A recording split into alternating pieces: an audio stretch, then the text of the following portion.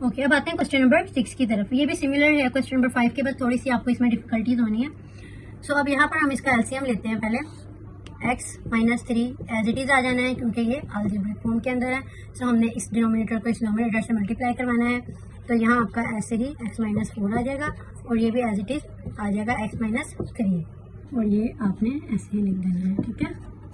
उसके बाद आप देखें यहाँ पे आपके कौन सा ऑपरेशन हो रहा है, अगर यहाँ कोई साइन नहीं है तो ये मल्टीप्लाई हो रहा है और इसको हमने ब्रैकेट्स ऑफ कर देनी है, ठीक है। x माइनस 4, अब ये ब्रैकेट से पहले माइनस है तो ब्रैकेट्स के अंदर वाली साइन जो है ना वो चेंज हो जाना है, ठीक है। अब इसको मल्टीप्लाई करें, इसको यहाँ साइड्स पे कर लेते हैं हम।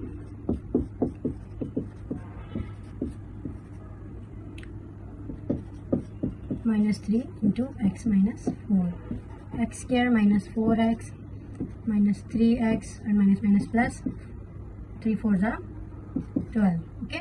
तो ये आपका हमने क्या करना है, इसको इधर लिख देना है, ठीक है।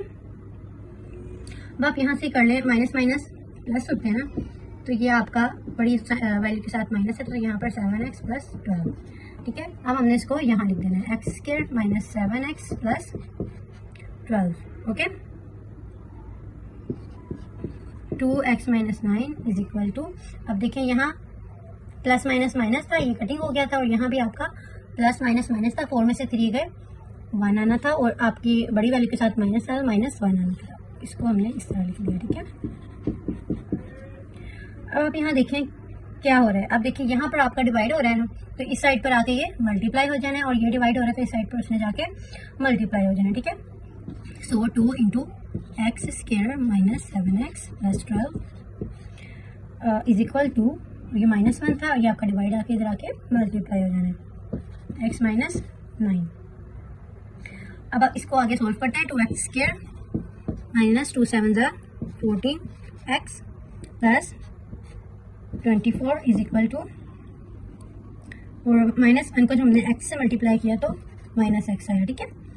और इधर माइनस माइनस प्लस होते हैं तो 9 1 ज़ा 9 आ गया, ओके। अब हम क्या करेंगे, इन वैल्यूज़ को इक्वल की इस साइड पर लेके आएंगे, ठीक है।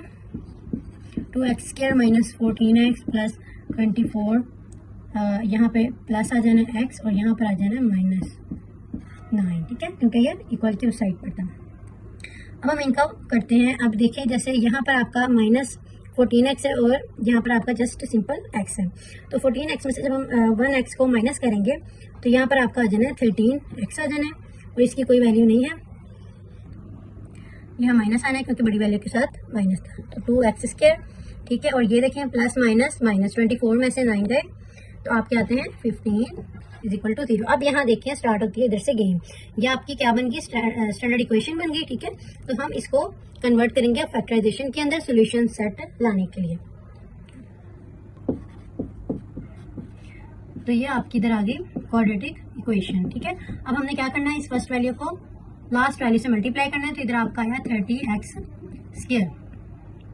और हमने ऐसे दो फैक्टर्स फाइंड आउट करने हैं जिनको प्लस या माइनस कराने से 13x आए और मल्टीप्लाई कराने से 30x स्क्वायर है, ओके।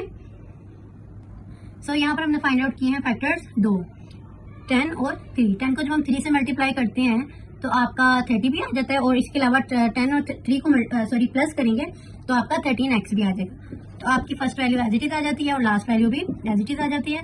एंड देन यहाँ पे हमने माइनस रिक्वायर्ड हमें माइनस में है, लेकिन हमने क्या लाना है, इधर प्लस में करके लाना है। सो हमने बड़ी वैल्यू के साथ इधर माइनस लगाना है ताकि हमारा ये एग्जैक्ट -13x आ सके ऑपरेशन के बाद, ठीक है।